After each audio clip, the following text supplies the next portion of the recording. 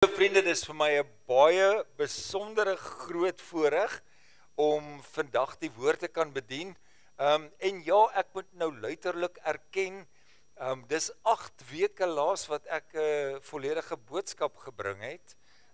So ek is erg op my senuwees om mee te begin. Ja, dit is so, ek beloof u my broek bewe soos dit ek hier staan. So kom ek begin net met gemaklike goedjies, dan voel ek ook baie gou beter.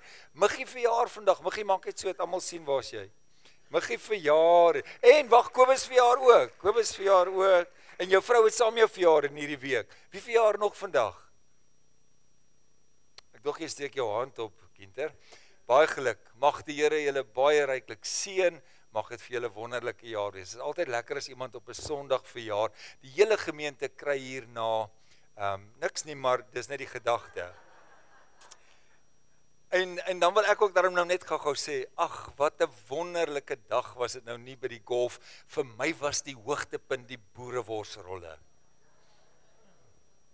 Daar's daarom maar iets wat in ons harte gebeur as daar 'n vuurtjie brand en jy ruik daai Joey's wors, nee, kom so deur. Gebeur daar iets, ek's nou sommer lus vir 'n boereworsrol.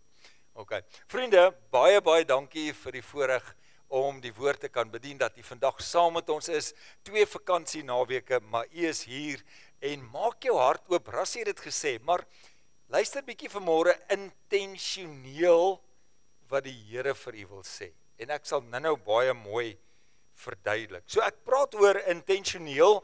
En ek het maar net gedink aan 'n paar goeie redes, waarom sal ek nou die woord vanmôre oor intentioneel kom deel, want in ons geloofreis gaan hierdie woordjie definitief goeie plek en spasie vul, en een van die eerste redes is dat die lewe gebeur mos nou nie per ongeluk nie.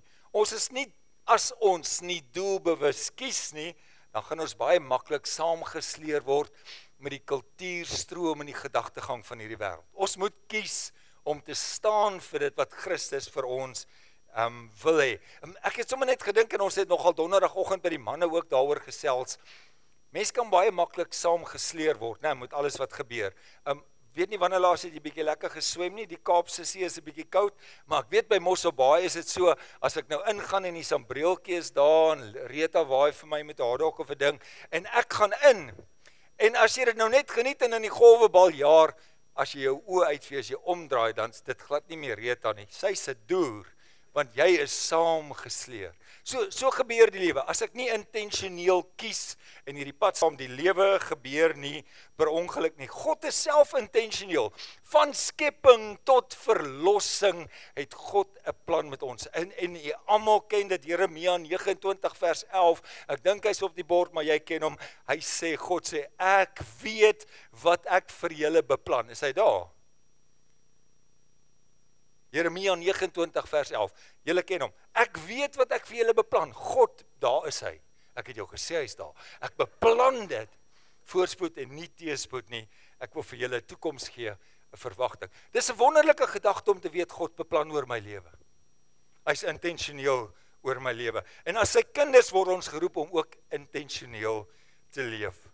Ons groei nie van self nie, 'n geestelike groei, dit gaan ons nou nie van self gebeur nie, ons het al baie daaroor gepraat. Ek het 'n verantwoordelikheid om intentioneel tyd saam met God deur te bring. Goeie, sterk verhoudings, jy weet dit gebeur nie van self nie, jy moet daaraan werk, en as jy 'n impakvolle lewe wil hê, wat iemand anders se lewe raak leef, moet jy intentioneel sekere goeders doen, en jy moet baie keer buite jou gemaksone gaan, maar dit is intentioneel, dit vra intentionele keuses elke dag. Vriende, ek het nog so enetjie, nog so tweetjies, hoekom praat ek vandag oor intentioneel? Want tyd is kwesbaar, tyd is kort, tyd is min, die woord sê, Efesiërs 5 vers 15 en 16, hy is ook daar, hy sê, wees baie versigtig hoe julle lewe. Nie soos onverstandige mense nie, maar soos verstandiges, maak die beste gebruik van elke geleentheid, want ons lewe in 'n goddelose tyd. Paulus skryf en hy nooi ons uit, hy sê, kom wees intentioneel oor die lewe, die tyd is te min dat jy dit kan mors. Tree wys op, soos wat die Heilige Gees jou lei. En dan, laaste enetjie, hoekom ek besluit het om vandag oor intentioneel te praat, dis deel van ons getuienis. As iemand ons daar buite sien en hulle kom agter, maar Ons het 'n kompas, ons het 'n rigting, ons beweeg spesifiek in 'n rigting en ons praat op 'n manier, dan word dit ons getuienis en hulle beleef iets van Jesus Christus in ons lewe. En dan die maklikste van alles is, Jesus was ons rolmodel wat intentioneel geleef het. Hy het intentioneel die manne gekies wat hom moet volg, hy het hulle geroep, hy het intentioneel tyd gemaak. Jesus het tyd gemaak om te bid. As Jesus tyd maak om te bid, hoeveel sal ons nie te meer gaan om voor die Vader te bid nie? Jesus het intentioneel gesterf, sy lewe vir ons afgelê, die sonde, las, alles vir ons betaal, het opgestaan, opgevaar intentioneel, sodat die Gees van God hier by ons kan wees. Intentionele leefstyl. Dis die einde van haar eerste stukkie, intentionele leefstyl. As jy dit gaan toepas, as jy bewustelik gaan leef, gaan jy al hoe meer bewus raak van Jesus se liefde. En die ander groot ding, jy gaan soveel meer bewus raak van sy teenwoordigheid. En dis tog waar ons wil leef, né? In die teenwoordigheid van ons wonderlike hemelse Vader. Goed, so, ek het nou lanklaas gepreek, so ek moes myself help. Dit was inleiding deel 1. Liewe vriende, hier begin inleiding deel 2. En ons gaan vandag uit Exodus 25 praat, maar omdat dit Exodus is, omdat dit so bietjie swaarder is, en moenie worry nie, ek glo nie, ek gaan jou verveel nie, die woord sal jou nie verveel nie, dit sal jou wakker hou, maar ek voel daar kort nog 'n stukkie inleiding, so ek gaan vir jou nog 'n stukkie inleiding gee. Vir die wat nou nog nie weet nie, ek het 'n jarelange, ek en Etienne het gou daaroor gesels, militêre agtergrond. Ek was vir amper 26 jaar in die lugmag. En ek moet nou, omdat dit nou ook opgeneem word, so moet ek nou ordentlik praat, maar dit was in die goeie ou jare van wat ek nog baie trots was om my blou uniform te dra. En ek het als geleer van dissipline en van protokol en van etiket en reëls. Ja, ek het regtig dit in die lugmag geleer. En ek het dit gehandhaaf. Ons het nou die dag by die huis sommer so 'n bietjie informeel gesels, ek en Marigen en Rita, oor vreemde ervarings wat ons gehad het in die lugmag. Byvoorbeeld in my uniform, ek was nou 'n luitenant-kolonel gewees, so namiddag, as ons nou by die huis kom daar in Bredasdorp die laaste paar jare, en Rita wil gou by Spar stop, uit ons reëls uit, sou ek nou nie sommer in Spar gaan rondloop nie, want ek is dan nou 'n soldaat, maar omdat ek nou baie lief is vir haar en lus is vir iets, dan loop ek saam met haar in Spar rond. En dan die dissipline en die etiket is, ek mag glad nie die sakkies dra nie. Dan stap ek kar toe en my vrou dra die sakkies, want so ek het sekere protokol, sekere dissiplines het ek daar geleer en toegepas vir my lewe. Elke mens, en dit hoef nou nie militêr van aard te wees nie, want dit sal jou nou deesdae verwar, maar elkeen van ons het maar reëls nodig. Ons het protokol nodig, ons het dissipline nodig. As jy 'n kind het, of kom ek stel dit so, as jy meer as een kind het, dan gaan jy baie gou agterkom, hier moet reëls wees. Hier moet dissipline wees. Rassie het dit gister of eergister probeer toepas, dit tel net nie in my huis nie. Ja, daai dissipline met Emma, jy gaan nie sulke goedjies nie. Ok, dit tel, mooi Rassie. 'n Mens kan natuurlik ook, en ek is nogal so 'n bietjie baie keer geneig daartoe, jy kan ook die vliegtuig bou terwyl jy vlieg. Of die vliegtuig uitfigure so in die lug. Baie keer is ek so, my geaardheid is so, baie keer is ek in die lug besig om uit te figure. En terwyl ek dit skryf, toe ek daar in protokol, ek gaan nou verstaan waarheen ons gaan, want ons is op pad na Exodus 25 toe. Eendag vlieg ek saam, en dit was so 'n oefening wat ons gehad het tussen die berge van Grahamstown. En ek vlieg alleen saam met 'n vreemde man. Dit was een van hierdie eskaders met hulle eie privaat vliegtuigies. George, is ons daar tussen die berge. Hy ken my nie, ek ken hom nie, maar ons is nou op pad om 'n oefening in die berge te gaan doen met vliegtuigbewegings en reddings tussen die berge. En op pad soontoe sal hy vir my sê oor die radio, kyk gou daar ergens of jy nie die boekie sien, die handleiding van hierdie vliegtuig nie. En ja, so het ek die handleiding van die vliegtuig, ek het onmiddellik begin bid, ek soek eerder 'n Bybel. Maar nou ja, baie keer, Dis bietjie baie senuitergend as 'n ou so in die vaart of in die lewe probeer uitfigure. Dis baie beter om intentioneel. Die feit dat ek hier staan sê ons het veilig geland in Grahamstown, ek weet nie wat wou hy daai dag lees nie. Maar seker of maak seker dat jou intentionele gerigtheid, dat die rigting wat jy kies, dat dit volgens die beginsels is van God se woord. Is 'n baie belangrike sin wat ek sê, want in vandag se lewe met alles wat jy op hierdie goetertjies kan kry, die volgende ou wat vir jou iets sê op YouTube is dalk nie van die Here nie. So maak seker wat jy luister en watter teologie jy luister en wat jy volg, as dit enigstens teenstrydig is met die woord van God, sit dit af, maak dit toe, moenie weer dag gaan nie. God se woord, Jesus Christus, is ons enigste. Keep your eyes or turn your eyes upon Jesus, look full in his wonderful face, and the things of the earth will grow strangely dim in the light of his glory and his grace. Maak seker dat jou oog gerig is op Christus. Vriende, ons almal, ons praat baie daaroor, ons is mos nou maar in 'n lewensbootjie, vaar op hierdie oseaan, en as jou seile op is, en as die wind, en hulle is oop, en die wind kom van agter, gaan hy jou in 'n rigting en stuur. Nou as gelowiges, gaan ons nou tog vir mekaar sê, dis God se gees, wat op ons waai. Kom waai, gees van God, waai oor my. Maar jy moet versigtig wees. Daar's ander winde wat ook waai. Een van ons liedjies het dit vanoggend gesê, ek was so impressed, daai heel eerste ene. Daar's ander winde wat ook waai, en hy gaan vir jou in 'n rigting stuur, en dan hoor jy dit, baie mense sê, ek weet nie hoe ek hier uitgekom. Wees versigtig, dat wanneer ek my seile hys, en wanneer ek wag op die Here, en wag op sy roepstem, en wag vir sy teenwoordigheid, dat dit die gees van God is, wat jou die geeswind is, wat jou in 'n rigting stuur. Wees intentioneel daarop, dat jy verstaan, hier is my kompas, die Heilige Gees, Christus is die rigting wat ek in wil beweeg, en wat ek in moet beweeg. Ons eindig op plekke waar ons nie hoort nie, en ons luister vir goed. Daar's goed waarvoor jy kan uitkyk.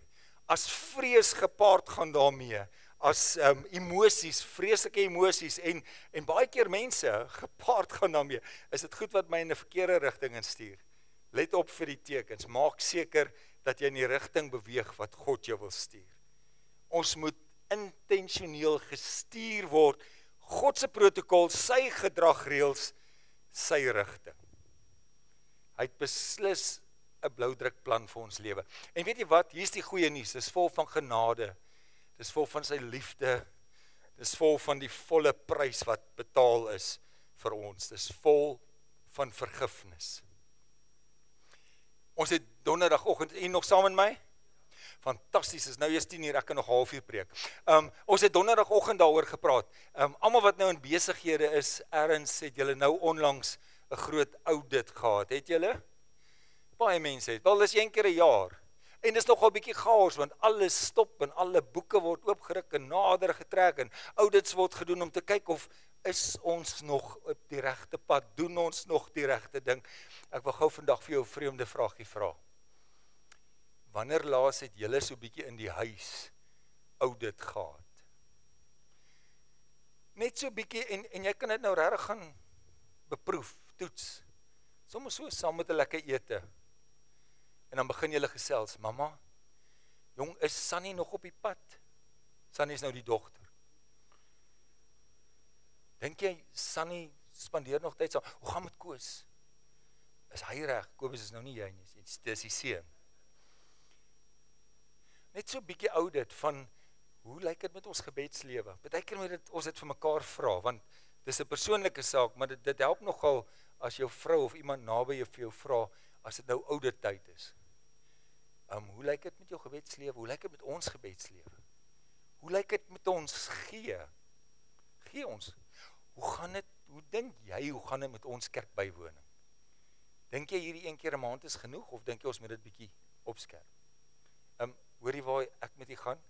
As ek intentioneel wil leef, is dit regtig baie keer nodig om die ongemaklike vragies te vra, sodat as die ouditeur kom, sê, ja my kind, dis die pad, ek sien jy is intentioneel, ek wil jou seën, ek wil vir jou toekoms gee, ek wil vir jou vrede gee, ek wil vir jou voorspoed gee, maar bly binne die protokol, bly binne die riglyne, bly binne die pad wat ek jou wys. Goed, Liewe vriende, dit was die afsluiting van inleiding 2. Ek het gehoor, ek het lanklaas gepreek, so ek is nou baie sterk op 'n skedule hier. Ons begin met Exodus 25. En al die goed wat ek nou vir jou gesê het, was eintlik net so 'n raamwerk of 'n fondasie om jou na Exodus 25 toe te vat. Nou Exodus 25 is eintlik baie kort. God kom en hy gee aan Moses, hoor gou hier, al die protokol, die dissiplines, die riglyne deur, en hy sê vir Moses hierdie woorde, in my eie woorde. Moses, ek wil hê julle moet vir my 'n huis bou. Ek wil by julle kom woon in my teenwoordigheid. Exodus 25. Moses kry die opdrag om vir God 'n huis te bou, 'n tempel te bou. En hierdie moet jy nou baie mooi luister, anders gaan jy my vandag dalk verloor. Die spesifieke instruksies wat God vir Moses gegee het, was nie net die praktiese riglyne van hoe om die huis te bou nie, maar daar's 'n dieper geestelike betekenis wat beslis vandag 'n profetiese heenwysing is op my en jou, want ons is ook mos huise, tempels van God. Is jy by my? Emma sing daai liedjie en sy ken hom en sy's maar net 2. Weet jy nie, jy's 'n tempel. Jy mag hoor. Weet jy nie, jy's 'n tempel. Vol van lof, vol van krag, vol van vrede. Ons is almal tempels. So, as ons Exodus 25 gaan lees, en ons gaan letterlik net vir die volgende paar minute raak aan 1 of 2 goedjies, dat ons sien wat wys die Heilige Gees vir ons spesifiek uit hierdie gedeelte uit. So wat ons vandag gaan lees en leer verder oor Exodus 25 is definitief iets wat in ons eie lewe ook toegepas moet word. Die protokol van die woonplek vir God word ook die protokol van ons huisie, van ons tempel. Dis 'n direkte koneksie uit Exodus 25. En dan is dit vir my fascinerend, hier in Exodus 25, God gee vir Moses die eerste opdrag oor die huis wat hy nou moet bou. En God kom nie en hy gee die eerste versie of die eerste gesprek wat hy met hom het, die bloudruk van so moet die huis lyk nie. Hy sê ook nie vir hom, jy moet nou die volk bymekaar kry en dan moet julle vir 'n week bid en vas nie. Daar is soveel dinge wat God in stap 1 vir Moses kon sê, maar hy tref so tussen die oë waar niemand eintlik oor wil praat nie, veral nie in die kerk nie. God sê vir Moses, ek wil hê jy moet vir my 'n huis bou. Maar kom ons begin met 'n offergawe. Dis 1 Oktober, ek moes nou baie amens gekry het. Nee, dis okay, ek gaan jou nou so toe vat. God sê vir Moses, kom ons begin met 'n offergawe. En dan kwalifiseer hy ook, hy sê, maar kyk hoe die ouens se harte is, en dan vat jy dit van daar af. Kom ek lees vir jou, Exodus 25 vers 1 en vers 2, dat jy sien wat ek bedoel. Die Here het vir Moses gesê, sê vir die Israeliete, hulle moet elkeen vir my 'n offergawe bring. Julle moet die offergawes aanvaar soos wat dit aangebied word. 'n Ander vertaling, ek het daar bygeskryf, sê vir elkeen wie se hart hom daartoe aangespoor het. Interessant, né? Waarom sal God nou vra dat hierdie bouery en die huis wat hy wil hê, moet 'n offergawe wees vir hom? Ek dink gou daaroor, ek vat gou 'n slukkie.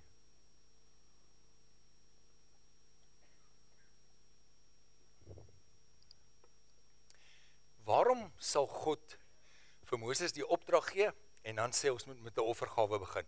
Okay, hierdie gaan baie opwindend raak, so jy moet nou mooi gou luister. Ek het sommer so 'n bietjie daaroor gedink en jy kan ook daaroor dink, hoekom sou God nou met 'n offergawe begin? Dis tog 'n praktiese reëling. Miskien is dit net omdat hulle goed nodig het om die huis te bou. Dis tog prakties. Kom ons kry 'n offergawe gereed en dan kan ons 'n huis bou. As ons by Harmonie en as jy nou bekommerd raak oor die geldpreek, moenie, my vrou het nou so naby my gesit, toe sê sy, gaan jy baie oor geld praat, toe sê ek van nie ontspan.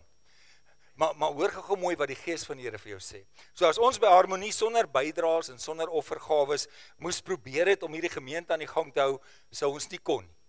Want dat ons nie personeel gehad nie, ons het nie toerusting gehad nie, ons het nie brandstof gehad nie, ons sou nie sonder die bydraes, offergawes, sou ons nie Harmonie kon wees nie. 'n Vriend van my het nou die dag het hy vir die eerste keer bygedra, toe sê hy vir my, hy het nou ook vir die eerste keer daaraan gedink, so, as julle nou nie bydraes kry nie, hoe werk julle gemeente dan? Sê nie, maar dan kan hy nie werk. So, dis nou nogal net, kom ons gou terug by Moses, dat jy nou nie gespanne raak nie. Moses, bou vir my 'n huis, eerste ding wat ek wil hê is, almal moet offergawes bring. Ek het nog daaraan gedink. Miskien is nog 'n rede hoekom God gevra het, hulle moet so begin, hy toets die deelname van hulle harte. God kom sê, ek wil by julle kom woon, hoe lyk dit? Is julle deel hiervan? Wil julle betrokke wees? So ek dink is 'n bietjie vir deelname. Die realiteit is, en hierdie is baie lekker dinkwerk vir my, God vra iets wat hy glad nie nodig het. Het jy al daaraan gedink? Dink jy God het jou geldjies nodig? Dink jy God het jou offer nodig? Alles behoort aan hom, die vee op 1000 heuwels behoort aan hom. Daar's niks wat ons vir God kan gee wat hy nie het nie. Paulus skryf dit so mooi in sy lofsang oor diepte van die wysheid en rykdom en kennis van God, hoe ondeurgrondelik is sy oordeele. Daar aan die einde eindig hy met sy gebed, dan sê hy, wie sal ooit iets aan u gee dat dit hom vergeld moet word uit u en deur u en tot u is alle dinge. God is heel in homself. Hy het niks van ons nodig. As God hierdie versoek aan Moses rig, sou 'n mens nou tog wou vra, het God dan 'n huis nodig? Het hy 'n tempel nodig om in te woon? Of vra God eintlik vir sy volk hier in Eksodus 25, berei vir my 'n plek voor dat ek in hierdie chaos van hierdie de mekaar lewe by julle kan kom woon, dat ek my teenwoordigheid kan bring om saam met julle te wees, dat ek my heerlikheid so by julle kan vestig. En die antwoord is ja, hy nooi sy kinders, hy nooi sy volk, hy nooi ook vir ons, en hy gee vir ons die voorreg om deel daarvan te kan wees. En ek dink die Israeliete moes nogal redelik verward gewees het oor hierdie opdrag. In die eerste plek, amper 2 miljoen van hulle het nie geweet Moses gaan hulle leier wees nie. En nou kom Moses en hy vra dat hulle moet goed bring vir 'n offer vir die Here. En hulle kry kans om vir hom 'n huis te bou. En hulle offers gaan dit moontlik maak. Ek dink as hulle so 'n bietjie in hindsight gekyk het en gesien het wat als gebeur het met die tempel en die woning van die Here en die verbondsark, dink hulle ons kon soveel meer gedoen het. As ek maar net geweet het dit is om die heerlikheid van God nader in ons te bring, het ek sommer nog meer gegee. Ek weet nie wat het in die Israeliete se gedagtes aangegaan nie. Maar ek is seker daar was ook van hulle wat gevra het, is jy nog saam met my? Dis nie wat hulle gevra het nie, ek vra net of julle nog by my is. Ek wonder hoekom het ons gee.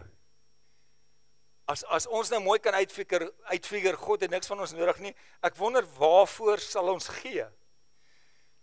En nou vir al die jare wat ek in bediening is, dan moet ek jy nou eerlikwaar sê, daar's nog steeds baie mense wat vra, nou maar waarvoor moet ek gee? En God sê, nee wag, ek nooi jou, ek gee vir jou die voorreg om te gee, en God sê vir sy volk, as jy 'n hart het om te gee, staan nader. Die medegelowiges, ons medereisigers, wat God se koninkryk wil laat kom. Lindy en Lisa het dit so mooi gesê, laat die koninkryk kom, ek wil gee, Here, dat u nader kom, dat u by my is. Gaan nou mooi verduidelik, as jou kop dalk nou by geld is, ek gaan jou mooi soontoe vat. Ek weet nie van jou nie, maar ek is in en sê, Here, ek wil die teenwoordigheid hê, ek wil die liefde hê, ek wil die nabyheid hê, ek wil die heerlikheid sien. Kom ons gaan verder, Eksodus 25 vers 4, en dan sê God, dis wat ek nodig het. Kom ek lees vir jou, daar's 'n klomp goeders.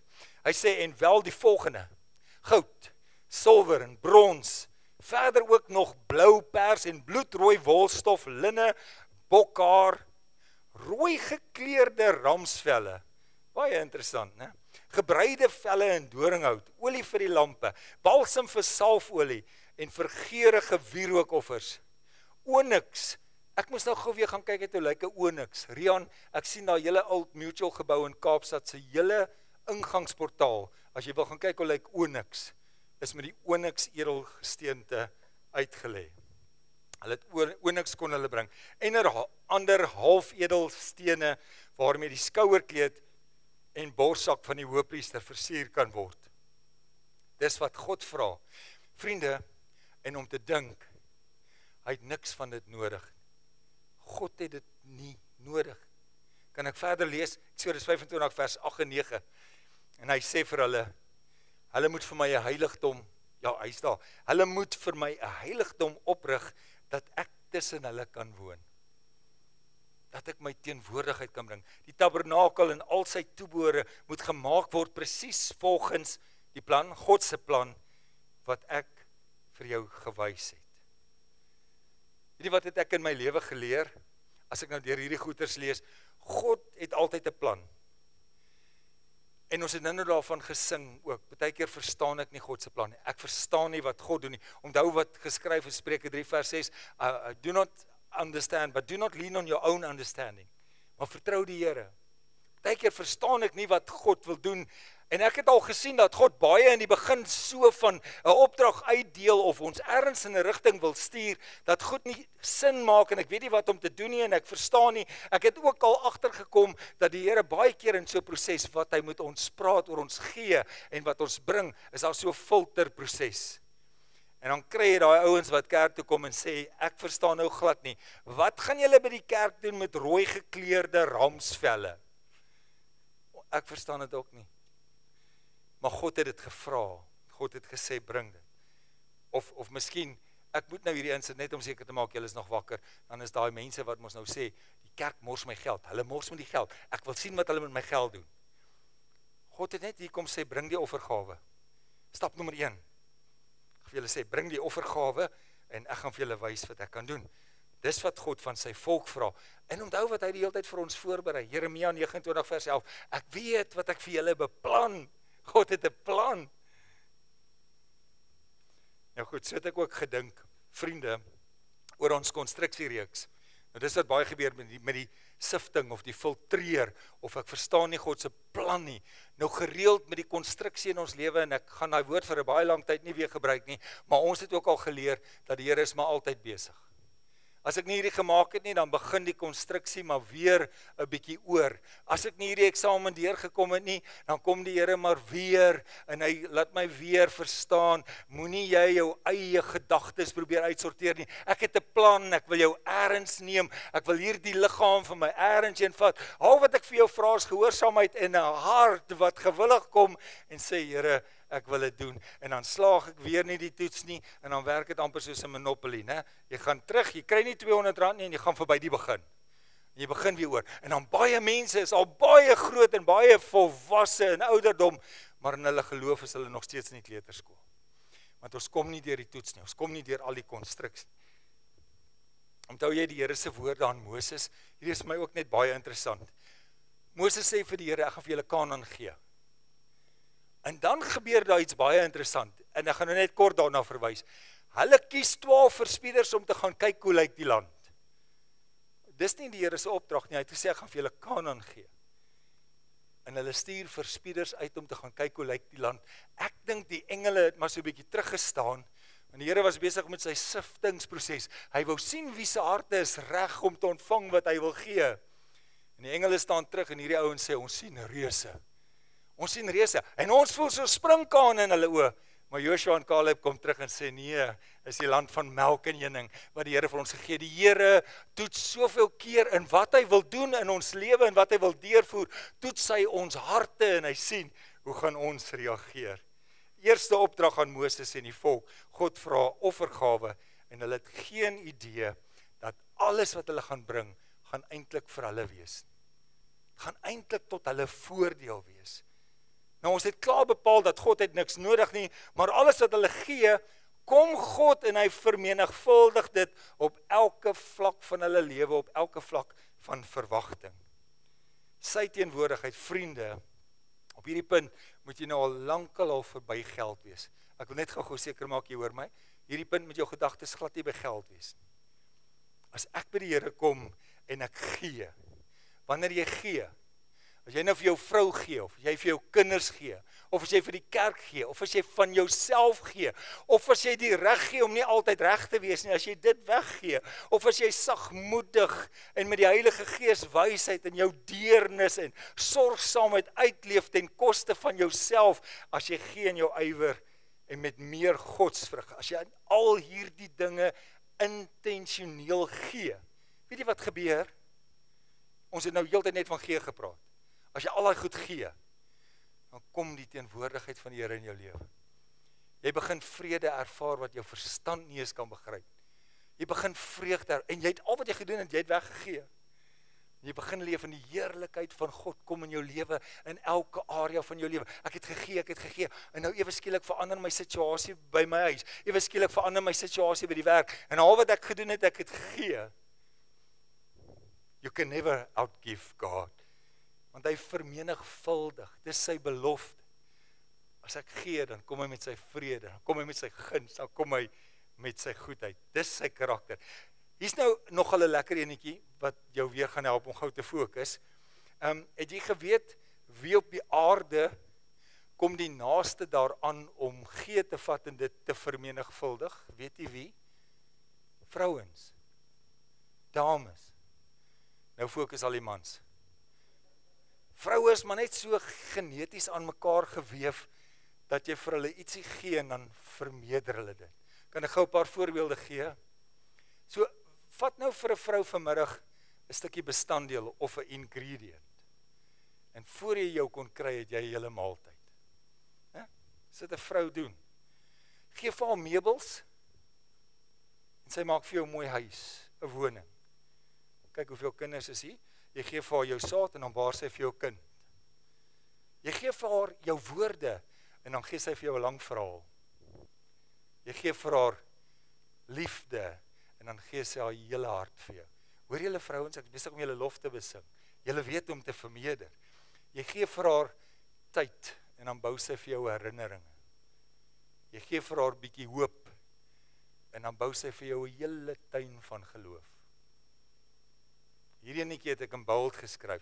Jy gee vir haar 'n klomp frustrasies en moeilikheid, dan gee sy vir jou hel op aarde. Vroue weet om te vermeerder, en vriende, dis God se karakter. God vermenigvuldig. As ek gee, wat kan God alles daarmee doen?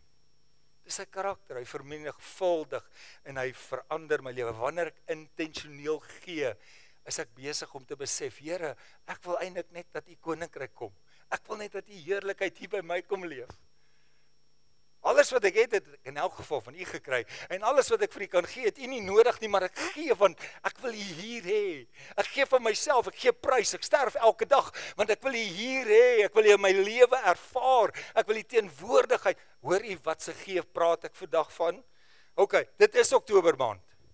Goed, dit is Oktobermaand. Oktobermaand het ons tradisioneel ons dankbaarheidsmaand.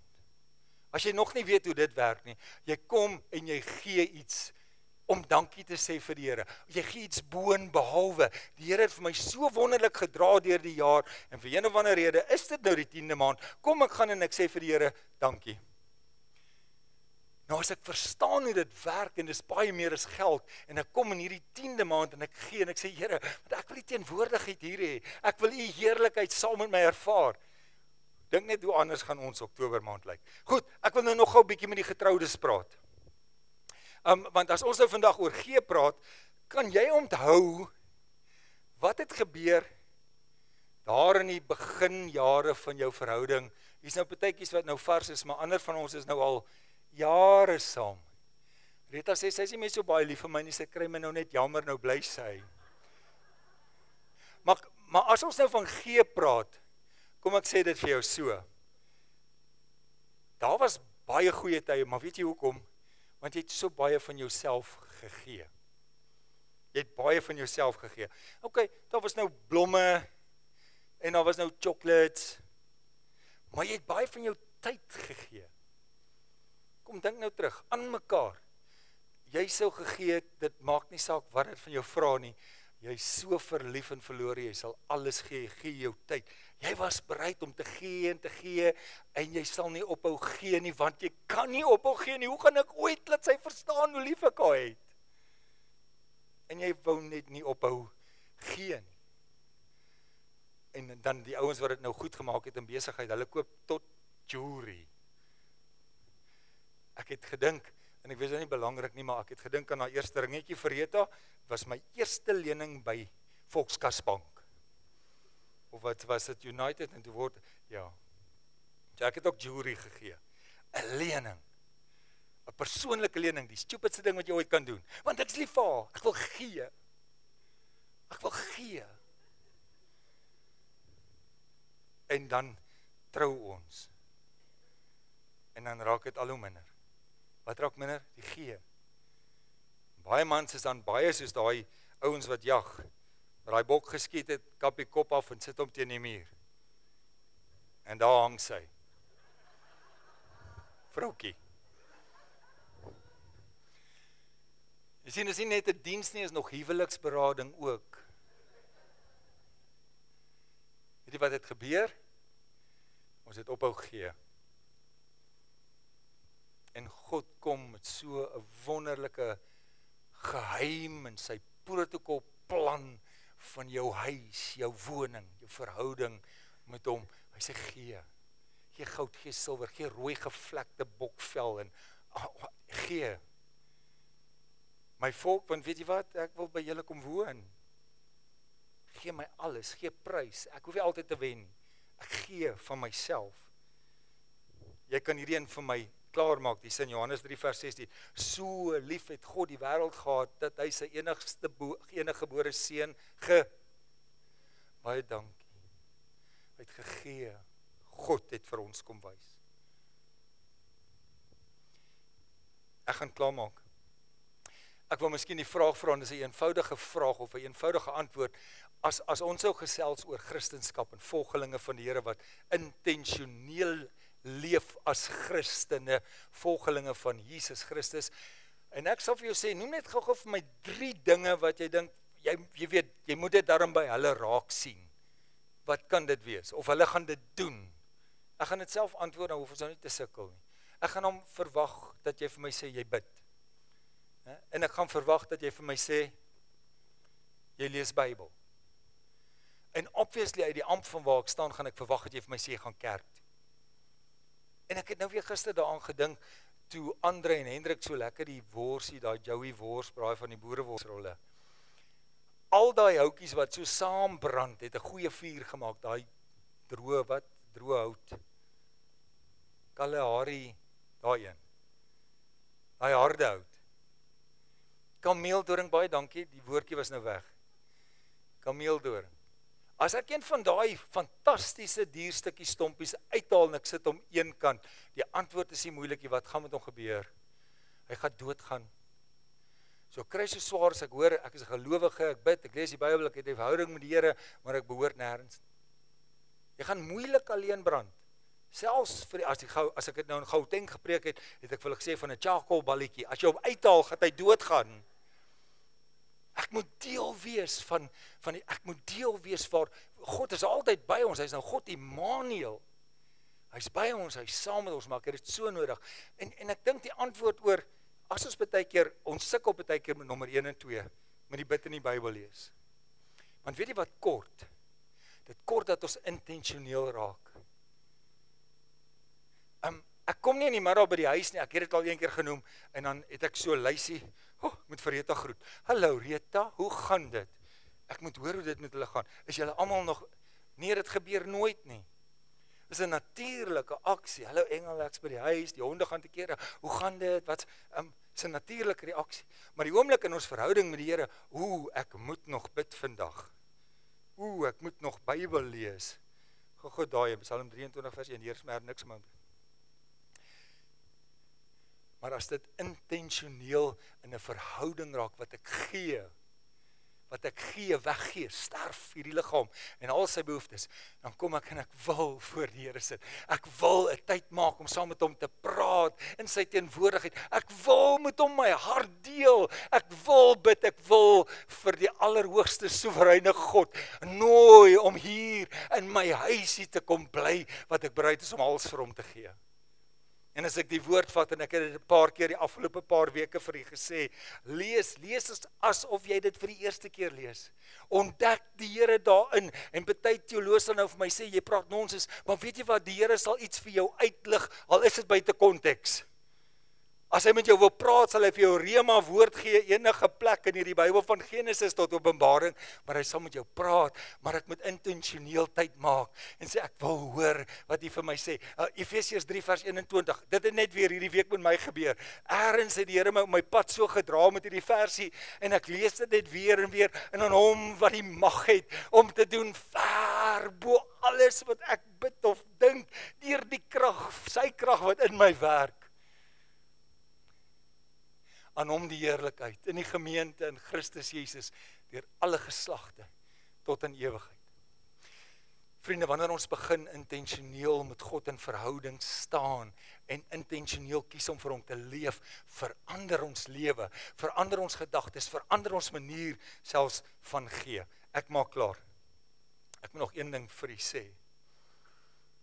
God wil nie net ons uiterlike offers hê nie, maar hy wil ons harte wat rein is. En hy praat reg in die begin, as hy met Moses praat, dan sê hy, maar check die ouens wie se harte daarop ingestel is.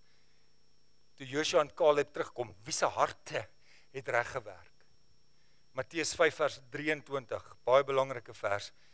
As jy dan met jou gawe kom, as jy kom en jy besluit en jy hoor dat jy verstaan wat God sê, ek moet kom en ek moet onvoorwaardelik gee aan God, en jy kom met jou gawe en jy bring dit na die altaar toe, en dan val dit jou daarby dat jy iets teen jou broeder het. Dan sê hy, los daai gawe, los hom net daar. Alles wat jy beplan het om te bring, en gaan versoen eers. En dan kom jy, en dan bring jy jou gawe. Daar's vandag nie vir ons 'n groter voorbeeld as Christus. Die nag wat hy verraai is, het hy die brood geneem en dit gebreek. En in my woorde, sê hy, dis my liggaam, ek gaan dit gee. Ek gaan dit gee, sodat hulle kan heel word, sodat hulle kan gesond word. Ek gaan dit gee. En toe hy die beker neem en skink, toe sê hy, dis my bloed, ek gaan dit vir hulle gee, om hulle skoon te was, van al hulle ongeregtighede.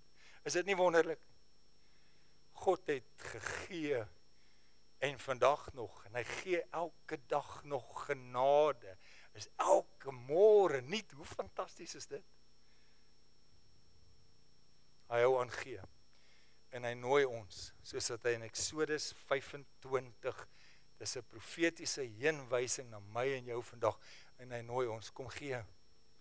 Ek wil jy moet gee, ek wil jy moet betrokke raak, want ek wil my teenwoordigheid en my liefde en my heerlikheid in jou lewe kom openbaar. Ek vra die nagmaalspan, Louise, Andrei, jou span, kan hulle vorentoe kom en vir ons nagmaal voorberei asseblief.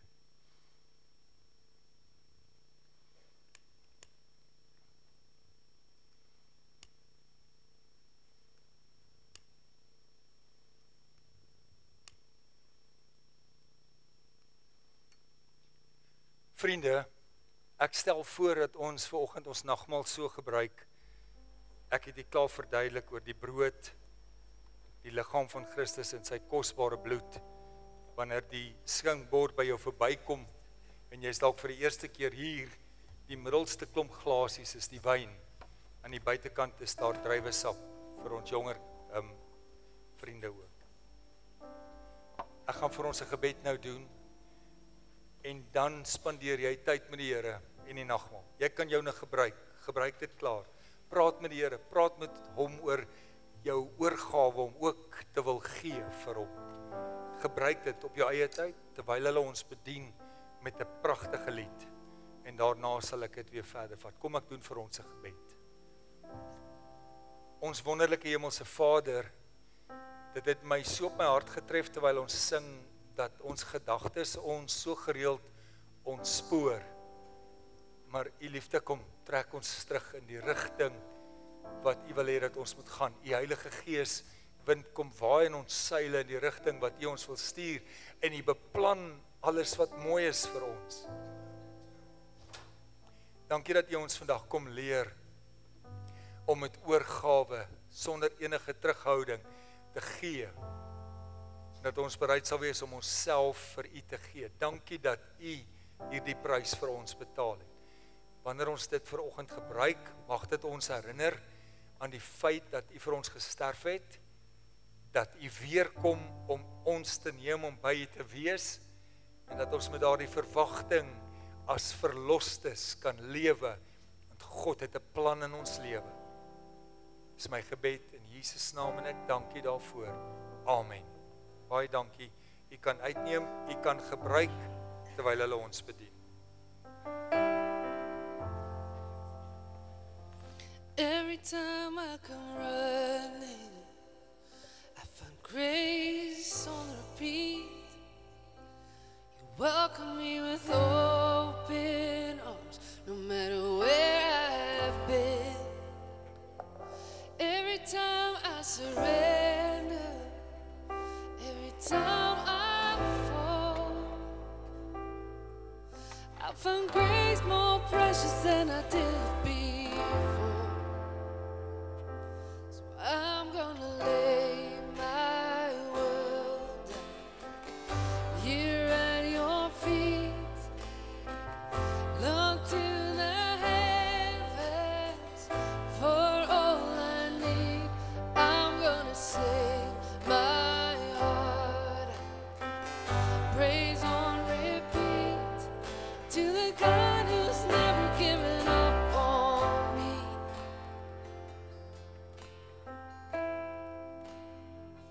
You're the mercy at midnight, you're the kindness of dawn, my hope in every waking hour, and the strength I lean on. Every time it comes to sundown and the night sets in,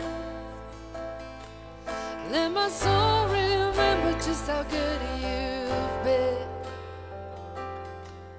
And again, my heart will sing. I'm gonna lay my world down here at your feet. Look to the heavens for all I need. I'm gonna sing my heart out. Praise on repeat to the God who's never given up on me. 'Cause you're the God who's never given up on me.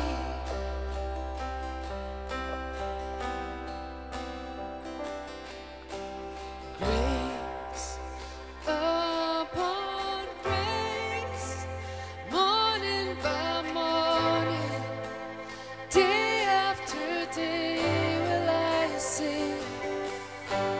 Praise upon praise, God be exalted over and over again. Praise upon praise, morning by morning, day after day will I sing. Praise upon praise, God be exalted over and over again. 'Cause I'm gonna lay my heart down. We're at your feet.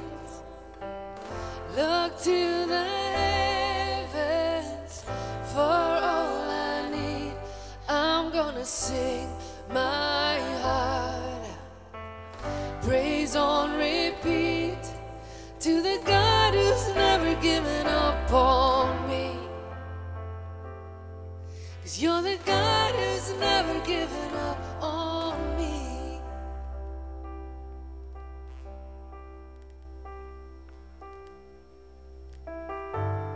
Vriende, kan ek net seker maak dat almal het nagmaal gekry. As daar iemand is wat nie gekry het nie, kan jy net vir ons 'n indikasie gee.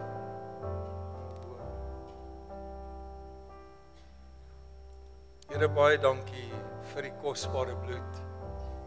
Dankie vir die liggaam. Dankie vir die oomblik. Dankie vir u genade op genade en by herhaling wat ons kom red het.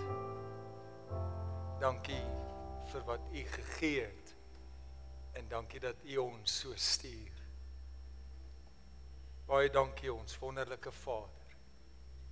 mag ons God en Hemelse Vader saam met U gaan. Hy is by jou, hy is God Immanuel. En hy is teenwoordig in jou huis deur sy kosbare Heilige Gees.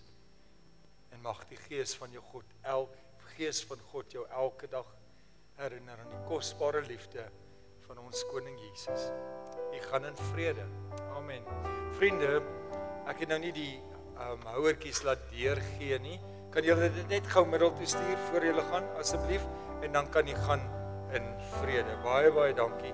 Stuur net jou houertjies so middel toe, en dan gaan jy self 'n lekker middag